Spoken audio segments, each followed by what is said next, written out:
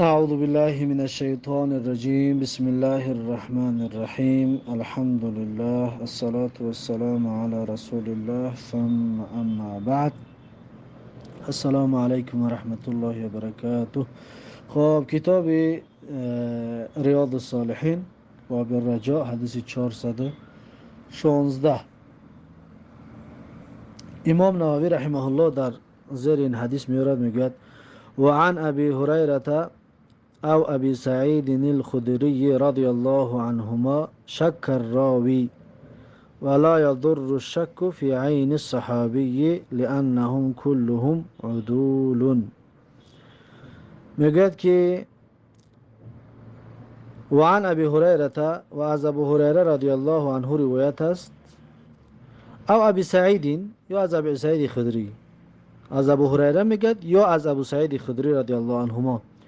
شک راوی میگه، راوی میگه شک کردگی است، یعنی کدامش بود؟ شک است. ولا یضر الشک فی عین صحابی، و ضرر ندارد شک کردن در عین صحابی، خود صحابه در شک کردن ضرر ندارد. چرا؟ لانهم كلهم عدول، لانهم كلهم عدول، زیرا اینکه صحابه ها همهشون عادل هستند، همه صحابه عادل است. فهمو؟ برام خاطر در خود صحابه شک کردن ضرر ندارد. اما تابعین و تبع تابعین بعد اینا باشد، در اینجا شاید اگه انسان ضعیف باشد، شاید اگه انسان وضاع باشد، شاید اگه چیز دیگر باشد، برام خاطر در اینجا مشکل است، ضرر دارد در حدیث شک کردن از تابعین و تبع تابعین باشد.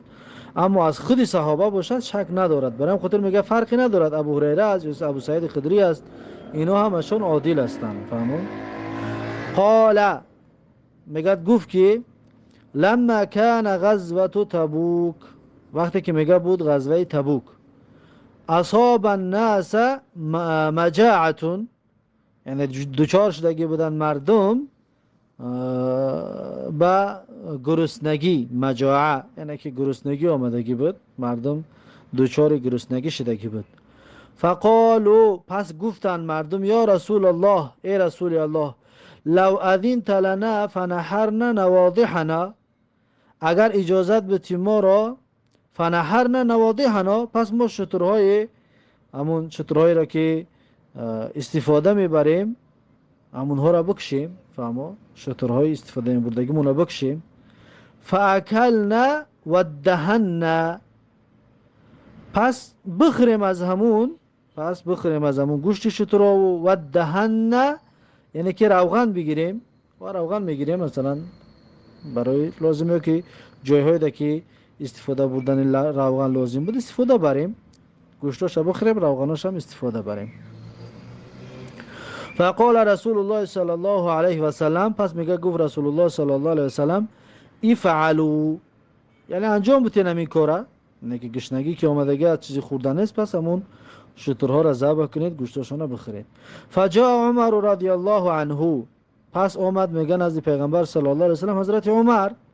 فقال یا رسول الله، پس گفت ای رسول الله، ان فعلت قل الظهر، ان فعلت، یعنی اگر این کار گفتگیت را انجام بدی، یعنی مردم را اجازت بدی که این کار انجام بدین، قل الظهر، پس حیوانات بارکشی که در سفر ماده در کار است، پس اینها کم می شود، زیرا که مردم دیگر کشتاب استفاده بردن میگیرن. قل الظهر، کم می شود. ظهر در اینه که حیواناتی که برای بارکشی است. ولکن ادعوهم بفضل اوزادهم، حضرت عمر راه نشان داد که گفت ولیکن گفت ای پیغمبر، ادعوهم، یعنی دعوت که وایها را بگو، وایها را که بیارن، بفضل اوزادهم، یعنی باقی مانده طعام هاشون، یعنی هر یک کدومش شاید یا پنجه یا تیکه نان، یک ایامو خوراکا شاید یگان دقیقه داشته باشن، بگو همون باقی مانده غذاهاشون بیارد، باقی مانده طعام هاشون بیارد. ثم ادعو الله لهم عليها بالبركه لعل الله ان يجعل في ذلك البركه. ثم ادعو، پس دعا کن الله تبارک و تعالی را، لهم، برای این مردمی، برای صحابگان، علیها، برای اون طعامی که نزدت میارن، بالبرکتی، و برکت، یعنی دعا کن که الله سبحانه و تعالی در اون طعامشون برکت بتید. لعل الله ان یجعل فی ذلک البرکته، یعنی امیدوار هستیم که الله تبارک و تعالی میدهد در آن برکت، یعنی در همون طعامشون، در همون رزقشون الله سبحانه و تعالی برکت میتید. که بهتر خوبتر این کار بکنیم. فقال رسول الله صلی الله علیه و سلم نعم، پس رسول الله صلی الله علیه و سلم گفت بله، یعنی تصدیق کرد گفتگی عمر را، عمر رضی الله عنه را. فدعا بنطع فبسطه، فدعا پس خواست پیغمبر صلی الله علیه و سلم بنطع، یعنی دسترخوان را، یک دست بله ترجمه نمیکنیم، بنطع یعنی دسترخوان را، دسترخوان را حضرت پیغمبر صلی الله علیه و سلم خواست. فبسطه پس پهن کرد اون دسترخوان که بگیم کشاد پرتافتش در زمین. ثم دعا بفضل اوزادهم، پس پیغمبر صلی الله علیه و سلم دعوت کرد مردم را، یا از مردم درخواست کرد که بیارن فضل اوزادهم، یعنی که باقی مونده غذاهاشونه، باقی مونده طعامهاشونه که همراهشون هست، اونها را بیارد و در این دسترخوان بمونن. حتی اجتمع علی النطع من ذلك شیء یسیر، تا اینکه میگه نه یک خط پایین رفتیم. ثم دعا بفضل اوزادهم، پس خواست پیغمبر صلی الله علیه و سلم بیارن چیاشونه، اون طعام های باقی مونده اشون رو. فجعل الرجل یجیء بکف ذره، پس شروع کرد مرد می آورد، فجعلن شروع کرد مرد می آورد بکف ذره، یعنی یک کف جگاری مکه بگیم، ذره می آورد، دانگی می آورد. و یجیء الاخر بکف تمر، و می آورد کسی دیگر یک کف خرما.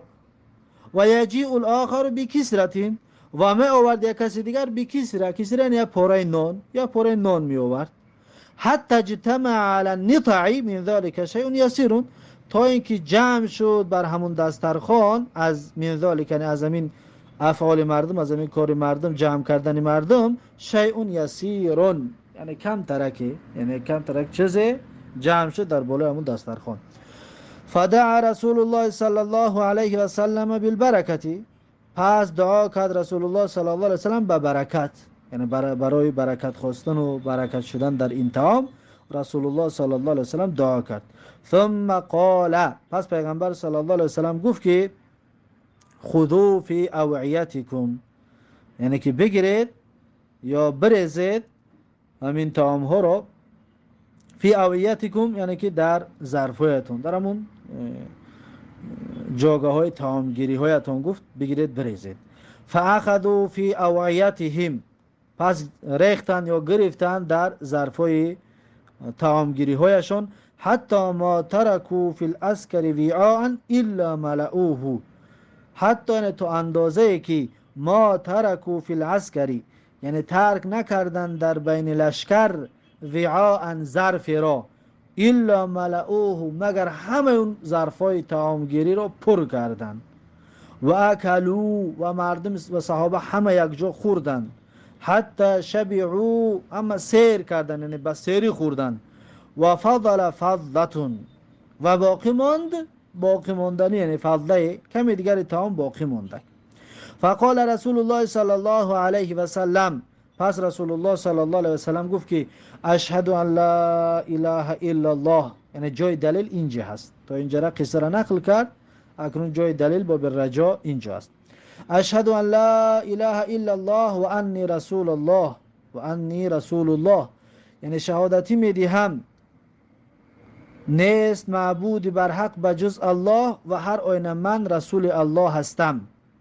لا یلقى الله بهما عبد غیر شاک، و نمیخورد الله را با این دو حقیقت، بهمان با همین دو سخن حق، بنده عبد، بنده، و نمیخورد بنده الله را با همین دو حقیقت غیر شاکین، اون بنده شک در دلش نداشته باشد، یعنی بدون شک هر گوینده این لا اله الا الله محمد رسول الله با الله وا بخورد، فیحجب عن الجنتی، فیحجب عن الجنتی، پس منع شود از جنت. یعنی که گوینده، هر کسی که بدون شک و شبهه این سخن را بگوید، پس حتما اون محجوب نمی شود از جنت. فهمو؟ لا یلقى الله بها عبد غیر شاک فیحجب عن الجنة، یعنی ملاقات نمی کند الله را با این دو حقیقت بنده بدون شک، پس من شود از جنت، یعنی که من گردانده نمی شود از جنت. هر کسی که بدون شک، بدون رای به این سخن را به زبان بیارد. رواه مسلمون، این حدیث را امام مسلم روایت کرده است. خب بعد از این حدیث 417 وعن اتبان ابن مالک رضی الله عنه، از اتبان ابن مالک رضی الله عنه روایت است. و هو ممن شهد بدرا، و اتبان ابن مالک کسی است که شهد، یعنی که شرکت کرده است در بدر، در جنگ بدر. قال، گفت که کنت اصلی لقومی بنی سالم، بودم میگوید امام میشدم، اصلی یعنی که نماز میگذاشتم، امامتی میکردم، لقومی یعنی قومم را، برای قومم، بنی سالم یعنی قوم از بنی چی بود؟ از بنی سالم. بنی سالم میگه امامتی میکردم. و کان یحول بینی و بینهم وادین، و بود واقع شدگی بود بین من و بین قومم وادی، یک دره بود بگیم. اذا جاءت الامطار، هرگاهی که باران میبارید، فیشق علی اجتیازه، پس مشقت میشد، دشوار میشد، علی برای من، اجتیازه یعنی گذشتنش یا رفتنش، قبل مسجد، یعنی به طرف مسجدشان، به طرف مسجد قوم میگه رفتن، یعنی همون جویبار، همون دره را گذشتن، میگه برام مشکل میشد، دشوار میشد. فجئت رسول الله صلی الله علیه و سلم، پس میگه آمدم نزد رسول الله صلی الله علیه و سلم. فقلت، پس میگه گفتم، فقلت له، پس میگه گفتم پیغمبر صلی الله علیه و سلم رو که اینی انکرت بصری، هر آینه من ضعیف شدگی است، گر گفت چشمانم. انکرت بصری یعنی که از بینایش انکار میکنم، یعنی که ضعیف شدگی است بینایشم، دیگه ساز نمیبینم. و این الوادی الذي بینی و بین قومی یسیل اذا جاءت الامطار، و گفت هر آینه اون دره که بین من و بین قومم هست، یسیلو یعنی سیل جاری می شود، سیل می رود، اذا جاءت الامطار، وقتی که باران ببارد. فیشق علی اجتیازه، پس دشوار می شود بر من گذشتن اون دره، اون دره را من دیگر گذشتن نمیتونم وقتی که باران می بارد. فودیت انک تأتی، پس دوست داشتم که پس دوست داشتم انک تأتی، هر آینه تو بیایی نزد من، یعنی خانه من بیایی.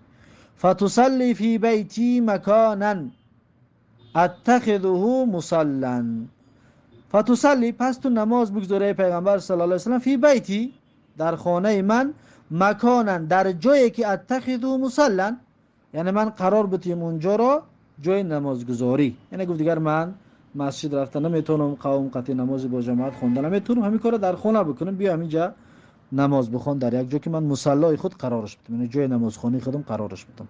فقال رسول الله صلی الله علیه و سلم، پس پیغمبر صلی الله علیه و سلم گفت که سأفعل، یعنی بزودی این کارا میکنم، یعنی به خانت میایم. فغدا علی رسول الله صلی الله علیه و سلم، پس فردا میگه، فغدا یعنی پس فردایش، اما روزی که ما رفتیم میگه فرداش رفت. علی یعنی آمد نزد من رسول الله صلی الله علیه و سلم، پس فردایش، یا فغدا نه، فغدا علی رسول الله صلی الله علیه و سلم، یعنی فردا بر وقتی آمد علی نزد من رسول الله صلی الله علیه و سلم. فغدا پس یعنی غدو، در صبحگاه آمد رسول الله نزد من. و ابو بکر رضی الله عنه، و حضرت ابوبکر رضی الله عنه همراه پیغمبر بود. بعد اشتد النهار، بعد از اون که برآمدگی بود روز، یعنی که سحر تاریک تاریک نه بگم، یک کم تا روز برآمدگی بود، که افتاب رو معبودی و روشن شدگی بود. خب و استأذن رسول الله صلی الله علیه و سلم، پس اجازتی داخل شدن پرسید رسول الله صلی الله علیه و سلم. فاذنت له، پس اجازتش دادم، یعنی که رسول الله پشت در آمده اجازت پرسید، پس اجازتش دادم. فلم یجلس حتی قال، پس ننشسته گفت رسول الله صلی الله علیه و سلم که این تحب ان اصلی من بیتک، یعنی در کجای خانه دوست می‌داری که نماز بگذارم، در کجای خانه دوست می‌دارین که نماز بخونم. اینا من بیتی که را یک جای ترجمه میکنیم در کجای خانه‌ات. تحب ان اصلی، دوست می‌داری تو که من نماز بخونم. این را جداگانه. فاشرت له الى المكان الذي احب ان اصلي فيه. پس میگه فاشرت، اشاره کردم، له برای پیغمبر صلی الله علیه و سلم، الى المكان الذي، به همون جایی که احب ان اصلي فيه، دوست می‌دارم که در همونجا رسول الله نماز بگذارد. یعنی جایی که میخواستم جای نمازخوانی هم شود، مصلی هم شود، همونجا میگه اشاره کردم. فقام رسول الله صلی الله علیه و سلم، پس میگه راست استاد پیغمبر صلی الله علیه و سلم، یعنی که در نماز بگیم در رو به قبله راست استاد. فکبر، پس الله اکبر گفت رسول الله. و صففنا وراءه، پس میگه ما صف گرفتیم از پشتی رسول الله صلی الله علیه و سلم. فصلى رکعتین، پس پیغمبر صلی الله علیه و سلم میگه 2 رکعت نماز خواند. ثم سلم، پس سلام داد. و سلمنا حين سلم، پس ما هم سلام دادیم وقتی که پیغمبر سلام داد. فحبسته على خزیرة تصنع له، فحبسته یعنی پس نگاه داشتم پیغمبر صلی الله علیه و سلم رو، علی خزیرة یعنی بر خزیره. خزیره یک طعامی هست که آماده میکردن با شیر و نون و با همین چیزها. خلاصه برای خزیره، برای همون نوع طعام میگه رسول الله رو نگاه داشتم. یعنی معنیش کردم، گفتم بیست طعام آماده میشه، تصنع له، یعنی آماده کرده میشه برای رسول الله. یعنی تا آماده شدن گفتم میگه رسول الله را که صبر کن یا که انتظار باش.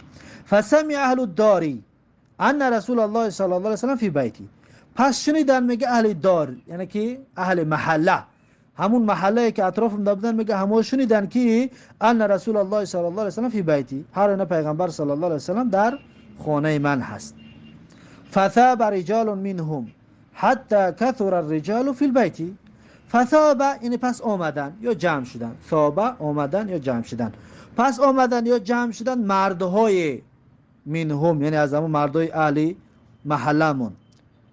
کثر الرجال فی البیت، بسیار شدن مردا در خانه. در خانه میگه یعنی که مرد خیلی زیاد جمع شد. فقال رجل، پس گفت مردی از بین همون مردم، میگه یک کس گفت که ما فعل مالک لا اراه، گفت چی کار کرده از مالکی نمیبینمش. و ما مالک ابن دخشم، مالک ابن دخشم چی کار کرده از، گفت که ما او را نمیبینم. فقال رجل، پس گفت مردی با از بین همون قوم مرد دیگر گفت که ذالک منافق لا يحب الله و رسوله، گفت فلانی منافق است، دوست نمیدارد الله و پیغمبر را. همون مرد را یعنی که مالک ابن دخشم گفتن که اون منافق است و پیغمبر را دوست نمیدارد.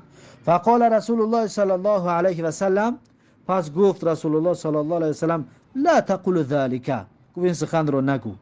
الا تراه قال، آیا نمیبینی تو که وای گفتگی است که لا اله الا الله یبتغی بذلك وجه الله تعالی، یعنی لا اله الا الله گفته است، یبتغی بذلك یعنی میخواهد با آن وجه الله تعالی، یعنی خوشنودی الله سبحانه و تعالی رو، یعنی با این لا اله الا الله گفتگیش خوشنودی و راضی الله را میخواهد. فقال الله و رسوله اعلم، پس گفت اون مرد میگه گفت که الله و رسولش داناتر هستند. اما نحن فوالله ما نراه وده ولا حدیثه الا الى المنافقین. اما گفت نحن ما یعنی مردم، فوالله پس قسم به الله، ما نرا وده نمیبینیم دوستی وی را، ولا حدیثه و نمیبینیم سخن گفتن وی را، الا الى المنافقین مگر با منافقا، یعنی فقط میبینیم با منافقا هستن، یعنی ما دوستی او را میبینیم با منافقا است، سخن گفتنش با منافقا است. فقال رسول الله صلی الله علیه و سلم، پس میگه باز رسول الله صلی الله علیه و سلم گفت که فإن الله قد حرم على النار من قال لا اله الا الله یبتغی بذلك وجه الله، یعنی هر آینه الله سبحانه و تعالی قد حرم علی النار، حرام گرداندگی است، واقعا حرام گرداندگی است بر دوزخ، من قال هر کس بگوید که لا اله الا الله، هر کس لا اله الا الله بگوید، این انسان بر دوزخ میگه حرام است. یبتغی بذلک وجه الله، لیکن در گفتنش خوشنودی الله سبحانه و تعالی را خواسته باشد. حدیث متفق علیه است. خب این بود حدیث 417. حدیث 418 وعن عمر بن الخطاب رضی الله عنه قال، از عمر بن خطاب رضی الله عنه روایت است که گفت قدم رسول الله صلی الله علیه و سلم بسبعین فاذا امرأة من السبع تسعى. یعنی آمد رسول الله صلی الله علیه و سلم نزد اسیران جنگی. سبعین یعنی که نزد اسیرهای جنگی، در جنگ اسیر میگیرن همونها. رسول الله صلی الله علیه و سلم آمد نزد همین اسیرهای جنگی. فاذا امرأة من السبع، پس ناگهان دید زن را، ایده فجاییه، پس ناگهان دید پیغمبر صلی الله علیه و سلم زن را من السبع یعنی از همین اسیرهای جنگی، تسعى یعنی این سو آن سو میدود، در حالت دویدن هست. اذ وجدت صبیا، ناگهان پیدا کرد کودک را، یعنی فرزند چه که ایسوسو میدوید بچه‌ش میکفت، فرزندش میکفت. اذ وجدت صبیا، پس ناگهان پیدا کرد صبیا یعنی کودک را، فی صبی یعنی در بین اسیران جنگی. صبیا بساد کودک، صبی بسین اسیرهای جنگی. اخذته، پس میگه همون کودک را به خودش گرفت. فالزقته ببطنها، پس چسباند وی را در بطنش، در شکمش، یعنی در بغلش گرفت. همون کودک در بغلش گرفت. فارضعته، پس شیر داد همون کودک را، یعنی که فرزندش بود، کافت و پیدا کرد و بر بغلش گرفت و شیرش داد. فقال رسول الله صلی الله علیه و سلم، پس این حالت پیغمبر دید و گفت که اترون هذه المرأة طارحة ولدها فی النار. اترون، آیا، ترون یعنی که شما فکر میکنید، یا آیا به نظر شما، هذه المرأة همین زن، طارحة یعنی میپرتاید ولدها فرزندش را در آتش، در علو، یعنی همین زنی که دو میکرد ایسوسو میدوید برای پیدا کردن کودکش، با این مهر و محبت کودکش گرفت. آیا گفت شما فکر میکنید یا به نظر شما همین زن کودکش در آتش میپرتاید؟ قلنا لا والله، میگه گفتیم ما نه، قسم به الله، یعنی قسم به الله این کار هیچ معلوم میکند، این زن، این فرزند چه در آتش نمیپرتاید. فقال، پس پیغمبر صلی الله علیه و سلم گفت الله ارحم بعباده من هذه بولدها، یعنی که الله رحم خوارتر است به بندش از این زن دیده که به فرزندش دارد. غمخوری که به فرزندش دارد، از این دیده الله تبارک و تعالی به بندش غمخوارتر است. فهمو؟ یعنی که الله غمخوارتر است، پس بنده یک کوشش بکند صادقانه و خالصانه و برای خوشنودی الله، لا اله الا الله که گفت، الله با این سبب اون بنده را داخل جنتش نمیکنه، زیرا که الله برای بنده غمخوارتر هست. فهمو؟ حدیث متفق علیه. خب حدیث 419 را خواهد درس آینده میگیریم انشاءالله. و تا اینجا درس امروزه کفایه. بارک الله فیکم و جزاکم الله خیرا و السلام علیکم و رحمت الله و برکاته.